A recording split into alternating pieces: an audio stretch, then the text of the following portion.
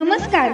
महाराष्ट्रातील विविध क्षेत्रातील बातम्या झटपट आपल्या मोबाईलवर पाहण्यासाठी लगेचच सबस्क्राईब करा राष्ट्रशक्ती लाईव्ह न्यूज आणि सोबत बेल आयकॉन प्रेस करायला विसरू नका. माझ्या पक्षाचे सर्वांचे आभार व्यक्त करतो की मला माझ्यासारख्या कार्यकर्त्याला बीड लोकसभेची उमेदवारी दुसऱ्यांदा दिलेली आहे आणि हा विजय मी नक्की खेचून आणणार. नेमकी काय आव्हान असणार आहेत, कशा पद्धतीने तयारीला लागलेले आहेत, आता नेमकं सुरुवात देखील केली नाही. मला या निवडणुकीमध्ये आव्हान कुठलंही वाटत नाही, कारण ही निवडणूक जनतेने सर्वसाधारण लोकांनी हातात घेतलेली आहे. त्याच्यामुळे याच्यात कुठलंही आव्हान असायचं काय नाही. बिना आव्हानाची ही निवडणूक आहे आणि बीड लोकसभेचा खासदार म्हणून मी येणाऱ्या काळामध्ये निवडून जाणार. प्रचाराचे कुठले मुद्दे असतील, नेमका कुठला मुद्दा घेऊन तुम्ही पुढे जाणार? प्रचाराच्या मुद्द्यामध्ये प्रचार कुठल्या मुद्द्यावर झाला पाहिजे तर प्रचार विकासावर झाला पाहिजे. तुम्ही विकास काय केला आहे, किती वर्ष झालं तुमचा या संसदेमध्ये तुमचा खासदार आहे आणि त्या खासदाराने आत्तापर्यंत काय कामं केली, कुठल्या विचाराचे आहे. तर आत्ता इथून मागच्या काळामध्ये 15 वर्षापासून एकाच विचाराचे खासदार आहेत आणि आता या काळात पण 15 वर्षानंतर त्यांनी भारतीय जनता पार्टीचे ज्या उमेदवार आहेत त्यांना मागे 15 वर्षात काय काय योजना दिल्या, काय काय इथे एखादा प्रोजेक्ट आणला, याच्यावर बोलावं लागेल. शिवाजी महाराजांचे आता संवाद साधला तुम्ही. शिवाजी महाराजांनी आशीर्वाद दिला. मागच्या वेळेस आपल्याला प्रीतम मुंडे विरोधात होते, आता यावेळेस पंकजा मुंडे नाही. मला काहीही वाटत नाही आहे. मागच्या वेळेस जी जनता माझ्यासोबत होती ती जनता माझ्यासोबत आहेच आणि आता बीड जिल्ह्यातल्या सर्वसाधारण लोकांना असं वाटत होतं की हे पुढारी नको, ते पुढारी विरोधात आहे. त्याच्यामुळे आता जनता माझ्यासोबत आहे, जनता आमच्या पक्षासोबत आहे. आदरणीय शरदचंद्रजी पवार साहेबांचा विचार मानणारी जनता आहे. या लोकांना महाराष्ट्रात जे जे काही घडलं आहे ते आवडलेलं नाही आहे. त्याच्यामुळे महाराष्ट्रातली जनता तर आघाडीबरोबर राहणारच आहे, पण बीड जिल्ह्यातली सर्व आघाडीचे घटक पक्षसुद्धा एकत्रित राहून सर्व आम्ही एक ताकदीनं ही निवडणूक लढू आणि ताकदीनं सर्व जनता आम्हाला आशीर्वाद देऊन संसदेत पाठवा. आज नारायणगडावर तुम्ही नतमस्तक झालाय. शिवाजी महाराजांशी तुम्ही संवाद साधला, भेट घेतली. शिवाजी महाराजांनी आशीर्वाद दिला? बिलकुल दिला. त्यांनी सांगितलं ना, आशीर्वाद माझा तुम्हाला आहे म्हणून त्यांनी सांगितलेलंच आहे, त्याच्यात काही शंका नाही आहे. पण आमच्या सर्वांचं श्रद्धास्थान असणारा हा गड आहे. या गडावर येऊन एक आमची श्रद्धा आहे, या श्रद्धेचं आपण ही केलं पाहिजे. आदर करून श्रद्धेच्या ठिकाणी जाऊन आपण नतमस्तक झालं पाहिजे. त्या दृष्टिकोनातून मी आज इथं आशीर्वाद घ्यायला आलो. बाबांनी सुद्धा सांगितलं की माझा आशीर्वाद तुम्हाला सदैव आहे. अहो, दुसरं काय साकडं घालणार, आता खासदार कराही साकडं घातलंय. दुसरा योगायोग आहे की आपण आज येत आहे त्यावेळी मनोज जरांगे पाटील हे सुद्धा नारायणगडाच्या पायथ्याशी येत आहेत. आपण आणि त्यांची येण्याची वेळ बहुधा सारखीच आहे. आपण त्यांची भेट घेणार आहात किंवा आपली चर्चा होणार इथं? नाही, आदरणीय दादा येणार आहेत हे मला इथं आल्यावरच कळलेलं आहे.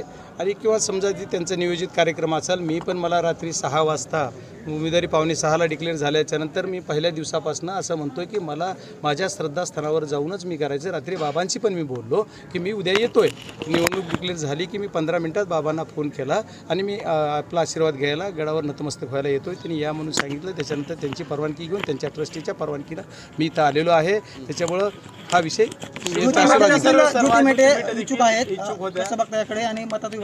नाही. आता हा विषय मला तुमच्या माध्यमातून कळतोय की आदरणीय ताई पण जी इच्छुक होत्या कशा बघतात, म्हणजे मी त्यांच्याकडे आधारानं बघतोय.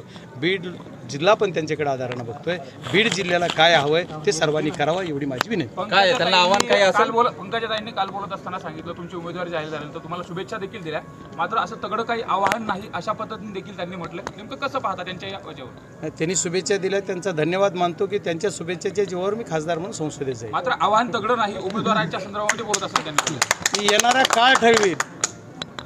काळ ठरवेल की आव्हान कुणाच पुढे काय आहे. कारण तुमच्या पुढं तुम्ही केलेल्या कामाचा मांडणी करावं लागेल की मी हे केलेलं आहे. त्याच्यामुळे तो आव्हान आहे की नाही. मी पण म्हणतो माझं पुढं काहीच आव्हान नाही, कारण त्याला बीड जिल्ह्यात राहून आव्हानाला सामोरं जावं लागतं. बीड जिल्ह्यात न राहणारे उमेदवार आल्यावर काय आव्हान असायचं? रेल्वेला बाप्पा इंजन लावतील पुढे. मी येणाऱ्या काळामध्ये बीड जिल्ह्याचा विकास काय असतो हा खासदार झाल्यानंतर दाखवेल. कारण मी बीड जिल्ह्याला एक सर्वसाधारण घराण्यामध्ये जन्म घेतल्यानंतर मी शेतकऱ्यांसाठी काय केलं असं कुणीतरी मला माध्यमाने विचारलं की असं माझ्यावर म्हणलं, तर मी बीड जिल्ह्यामध्ये डोंगराळ तालुका आहे माझा केज, त्या तालुक्यामध्ये एक साखर कारखाना उभा केला. नुसता उभा केला नाही, 9 महिने, काही नेते म्हणले की 9 महिने 9 दिवस लागतात, पण या पट्ट्यानं 9 महिन्याच्या आतच ही केलं. तर त्यांनी 9 महिन्याच्या आतच कारखाना उभा केला. नुसता उभा केला नाही तर साखर कारखाना उभा करून त्याची प्रगती करतोय, त्याची कॅपॅसिटी वाढवतोय आणि शेतकऱ्यांना कंटिन्यू चालवून दरवर्षी सलग मागच्या ज्या दिवशी कारखाना चालू झाला तेव्हापासून 1 वर्षही बंद नाही. दुष्काळ असला तरी पण माझा कारखाना बंद झालेला नाही आहे आणि त्याच्या माध्यमातून मी शेतकऱ्यांची सेवा करतोय.